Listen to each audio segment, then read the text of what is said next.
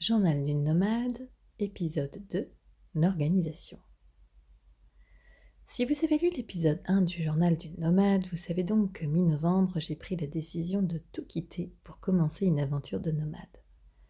Cet élan du cœur a été si fort que je n'ai presque pas douté. La décision ayant été facile, il restait à organiser ce voyage.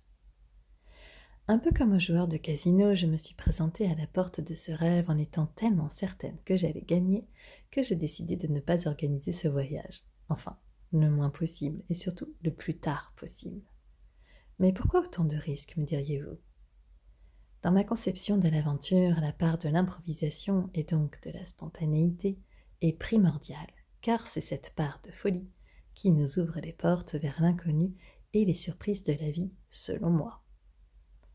Il est vrai qu'avec notre super mental, nous aimons, ou plutôt nous ressentons le besoin de tout prévoir, de tout organiser. Mais prévoir et organiser découle aussi de la peur de ne pas maîtriser, et donc du besoin de contrôler. Alors, comme j'aime expérimenter ce que je dis, j'ai voulu vibrer totalement dans la confiance pour laisser la vie s'écouler. En tapant ce mot, j'ai écrit s'écouter, et je trouve cela encore plus juste. Et donc s'écouter aussi. Je dis souvent que nous sommes à l'image de la nature, car nous faisons partie du règne du vivant. Tout dans la nature est juste, vibre à sa bonne place et de la manière la plus belle qui soit, sans laisser de place au doute.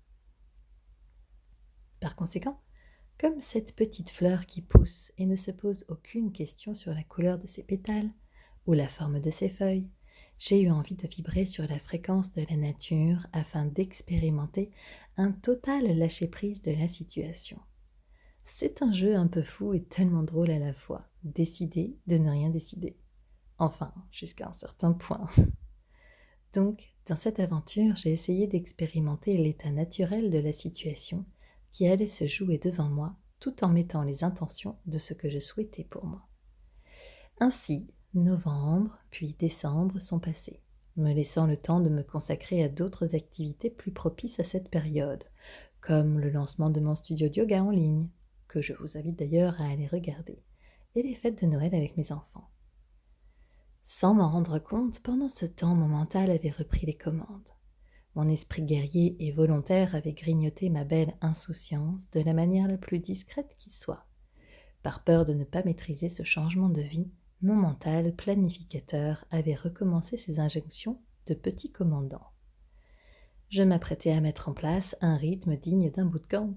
Lever tôt, méditation, enregistrement d'une séance de yoga pour le studio, recherche des écoliers pour le woofing et piscine 5 fois par semaine.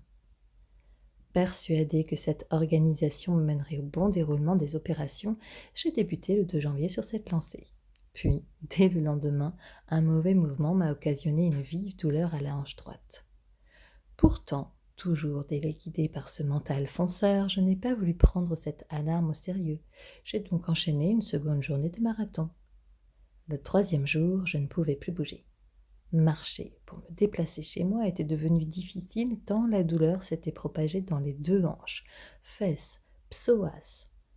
C'est alors seulement à ce moment extrême que je suis sortie de cet hypnotisme et que j'ai pris conscience du message qui m'était envoyé. Non, je ne devais pas organiser cette aventure de nomade de cette manière. Dans cette prise de conscience, j'avais compris que cet élan du cœur allait trouver toute sa richesse en restant dans le cœur. J'étais donc totalement à côté de la plaque. Dans le cœur, j'ai accepté de me reposer, de ne plus tourner de séances de yoga, ni même de profiter de la piscine pour nager. Mon corps devait rester immobile et mon esprit au repos également. J'ai donc lâché prise sur l'organisation en cultivant simplement la foi que tout ce que je voulais vivre après le 31 janvier se ferait de la manière la plus simple, la plus naturelle, comme les jeunes pétales poussent.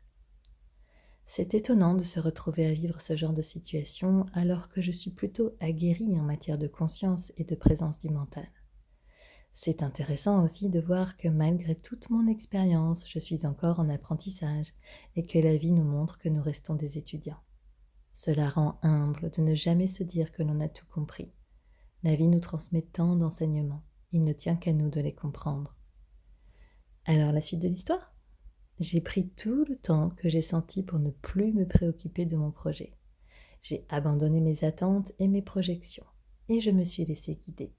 J'ai posé l'intention claire que tout ce que j'entreprends se fait dans la joie, la simplicité et le succès. J'avais réussi à me connecter à la vibration de la nature qui ne doute de rien et simplement sait que tout se passe bien. Miraculeusement, j'ai trouvé la voiture et l'attente de toi dont j'avais besoin. Le timing, les conditions, les synchronicités ont été parfaites pour que je quitte mon appartement le 31 janvier et que je sois prête pour vivre l'aventure qui faisait palpiter mon cœur. Quelle belle leçon sur la nécessité de lâcher prise et les cadeaux que l'on reçoit en acceptant de laisser faire la magie de la vie. Dans le prochain épisode, je vous partagerai la vie dans un écolieu, le woofing et l'aventura. Si vous souhaitez suivre mon aventure nomade, rejoignez ma chaîne YouTube, Les Pionniers du Nouveau Monde. La petite cloche et le pouce bleu pour mettre les algorithmes dans notre poche et c'est parti pour la découverte.